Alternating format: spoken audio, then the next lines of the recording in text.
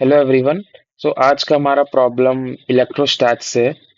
And इस problem में we have an electric field line जो कि 60 डिग्री के एंगल पर ओरिजिनेट कर रहा है फ्रॉम द पॉजिटिव चार्ज।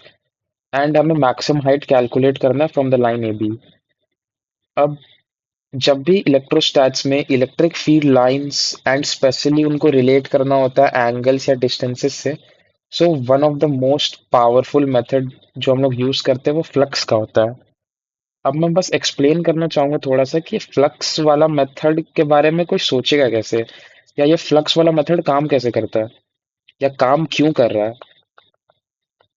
अब अगर मैं सिचुएशन रीड्रॉ करने की कोशिश करूं, तो जो positive charge specific first of all जो पॉजिटिव चार्ज है उसके रियली क्लोज प्रॉक्सिमिटी में, मतलब बहुत छोटे डिस्टेंसेस में के लिए जो फील्ड लाइंस है वो ऑलमोस्ट रेडियल होगी, बिकॉज जो नेगेटिव चार्ज है उसका कुछ इफेक्ट होगा नहीं बहुत स्मॉल डिस्टेंस के लिए। अब एंड ये जो फील्ड लाइन है ये एक स्फेरिकल रीजन में 3D में स्प्रेड होगी।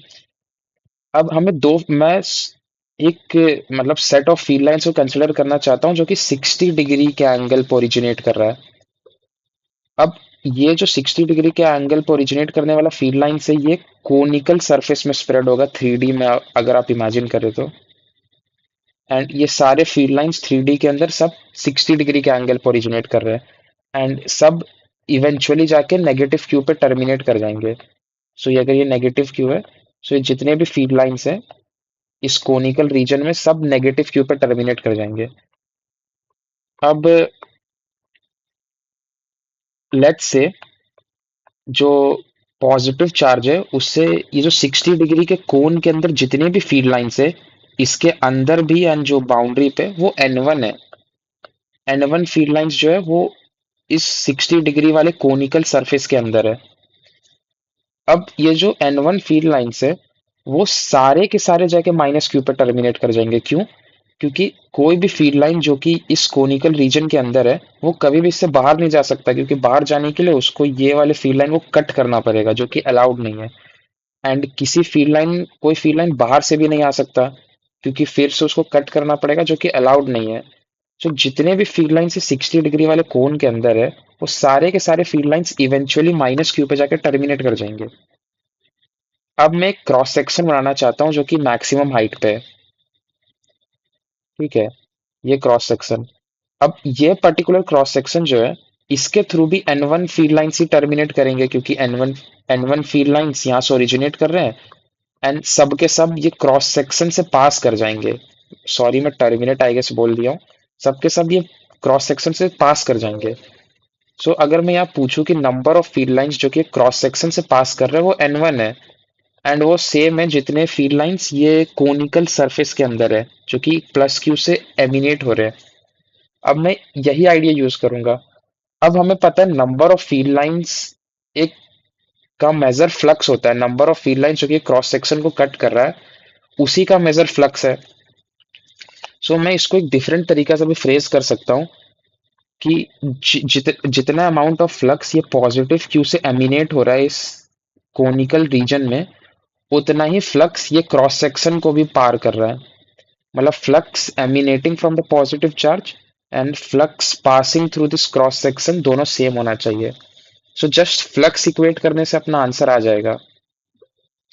अब पॉजिटिव क्यू से कितना फ्लक्स एमिनेट कर रहा है वो कैलकुलेट करना तो काफी इजी है, क्योंकि ये 4 पाई स्टेरेडियन में Q by epsilon not flux eminent हो रहा है 4 पाई स्टेरेडियंस में, एंड हमें 60 डिग्री के कोण में चाहिए। अभी के लिए एंगल अल्फा बोल देते हैं। 60 डिग्री के कोण में ये जो सॉलिड एंगल होगा would be 2 pi 1 minus cos alpha. And हमें यहाँ से फ्लक्स मिल जाएगा जो कि प्लस क्यू से एमिनेट हो रहा है as q by 2 epsilon not 1 minus cos alpha. अब कितना फील्ड लाइंस जो है, आई मीन जो फ्लक्स, कितना फ्लक्स ये मैक्सिमम हाइट पे जो क्रॉस सेक्शन है उससे पास कर रहा है, अब इसको मैं एक दूसरे तरीके से निकालूंगा यूजिंग सुपर पोजिशन। ये तो बहुत क्लियर है कि ये पॉजिटिव क्यू है और ये माइनस क्यू है। अगर मैं पूछूं कि ये क्रॉस सेक्शन से कितना फ्लक्स पास कर रहा है, सो मैं इसको सुपर पोजिशन से कैलकुलेट कर सकता हूँ। जितना फ्लक्स पॉजिटिव क्यू के चलते पास कर रहा है, नेगेटिव क्यू के चलते पास कर रहा है, दोनों को ऐड कर दूंगा। एक और बात कि पॉजिटिव क्यू के चलते फ्लक्स अगर मैं इस डायरेक्शन में पॉजिटिव ले लूं, सो नेगेटिव क्यू के चलते भी फ्लक्स उसी डायरेक्शन में, मतलब फ्लक्स का साइन भी सेम है। सॉरी, डायरेक्शन गलत बोल दिया, पर अगर मैं एरिया वेक्टर लेट्स से इस डायरेक्शन में बोल ले लूं, सो फ्लक्स प्लस क्यू के चलते पॉजिटिव है, माइनस क्यू के चलते भी फ्लक्स क्यू पॉजिटिव है, आई मीन साइन सेम है।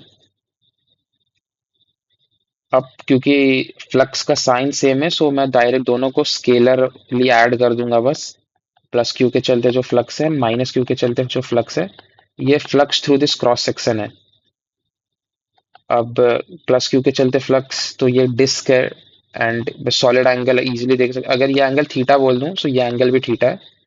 सो सॉलिड एंगल वाले मेथड से ये जो क्रॉस सेक्शन है उसके थ्रू फ्लक्स होगा 1 - cos theta, and minus Q के चलते भी सेम होगा, सो आई जस्ट 2 से मल्टीप्लाई कर दें। एंड ये दोनों फ्लक्स इक्वल है, इसको क्यू डैश कह देते हैं। सो ये क्रॉस सेक्शन के थ्रू फ्लक्स, जो कि मैं क्यू क्यू डैश निकाला हूँ, एंड ये फाई ऑफ प्लस क्यू दोनों बराबर होने चाहिए। सो अगर मैं इक्वेट कर दूं, सो 1 - cos अल्फा हो जाएगा 2 1 - 2 cos theta. So after solving, h comes out as √7 d/6. So the answer of this question is 7.